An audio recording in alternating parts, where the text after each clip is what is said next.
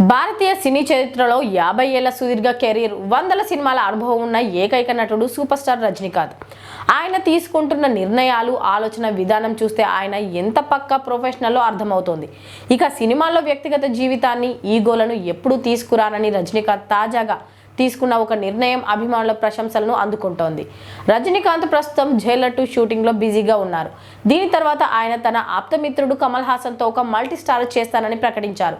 అంతేకాకుండా కమల్ నిర్మాణంలో సోలో హీరోగా మరో సినిమాకు కూడా అంగీకరించారు.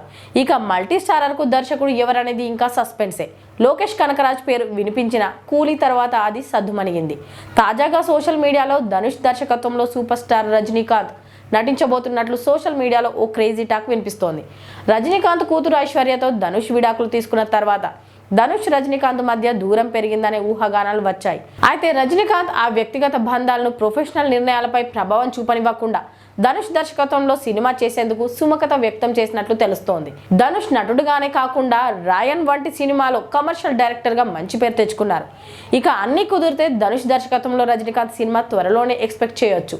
అలానే వ్యక్తిగత జీవితాన్ని పక్కన పెట్టి ధనుష్ లోని దర్శకుడిని మాత్రమే రజనీకాంత్ గౌరవించడం ఆయన గొప్ప వృత్తి నైపుణ్యానికి ఉదాహరణ. ఈ కాంబో గనుక కార్యరూపం దాల్చితే అది దక్షిణాదిలో అత్యంత సెన్సేషనల్ సినిమా అవుతుంది. వ్యక్తిగత విభేదాలు ఏవైనా ఉన్నా సినిమాని ప్రపంచంగా భావించే రజనీకాంత్ ధనుష్లోని ప్రతిభను గుర్తించి ఈ నిర్ణయం తీసుకున్నట్టు తెలుస్తోంది. ఫైనల్ గా ఈ కాంబోకు సంబంధించిన అధికారిక ప్రకటన కోసం సినీ ప్రపంచం ఆసక్తిగా ఎదురుచూస్తోంది.